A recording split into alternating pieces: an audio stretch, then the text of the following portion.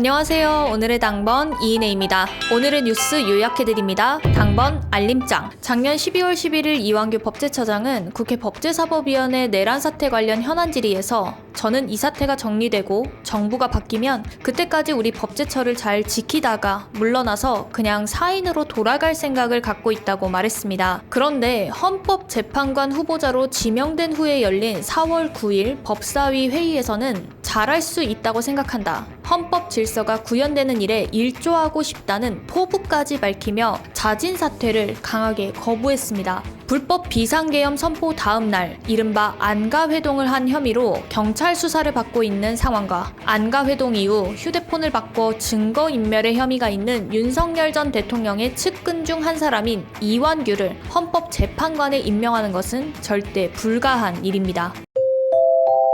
윤 전 대통령이 파면된 후 대통령 기록물 이관 작업이 시작되었습니다. 여기에 두 가지 우려점이 있습니다. 첫째는 대통령 기록물 비공개 여부를 결정하는 주체가 한덕수 권한대행이기에 12.3 불법 비상계엄 관련 기록물들이 최대 30년 동안 봉인될 수도 있다는 것입니다. 실례로 박근혜 전 대통령 파면 후 당시 황교안 권한대행은 2014년 세월호 참사 때 박 전 대통령의 7시간 행적 기록물을 비공개 처리해 사회적 파장을 불러일으켰습니다. 둘째는 대통령 기록물 관리 업무를 총괄하는 대통령 기록관장 최종 합격자 중 한 명이 이명박 박근혜 정권 기록 업무 담당이었다가 최근까지 대통령실 행정관 출신으로 근무한 정모 씨라는 것입니다. 정 씨는 2017년 국정농단과 세월호 관련 기록 봉인, 그리고 2018년 이명박 전 대통령의 소유인 영포 빌딩에서 발견되어 밝혀진 대통령 기록물 무단 유출에 연루되었다는 의혹을 받고 있습니다.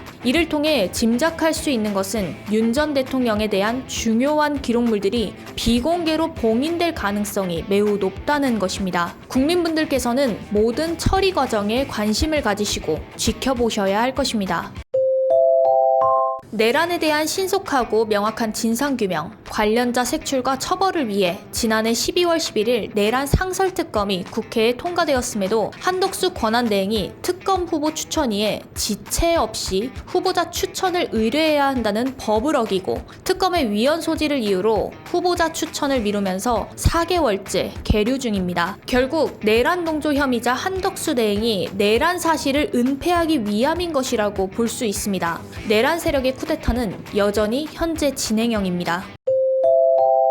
윤 전 대통령은 파면된 후에도 사저 경호 문제 논의를 이유로 여전히 한남동 관저에 머무르고 있어 국민들의 지탄을 받고 있습니다. 그런데 최근 공개된 관저 CCTV에서 관저 안쪽에서 요리사들이 오고 가는 장면이 포착되며 평소 음주 가무를 즐기는 것으로 정평이 나 있는 윤 전 대통령 부부가 관저에서 마지막 뒤풀이 파티를 벌이고 있는 것 아니냐는 의혹이 제기되고 있습니다. 과거 검찰총장 시절에도 특활비를 아무렇게나 쓴 혐의가 있었는데 파면된 지금도 그때와 별반 차이 없이 국민 혈세를 아무렇지도 않게 쓰고 있는 것은 아닌지 모르겠습니다. 철저한 진상규명이 필요합니다.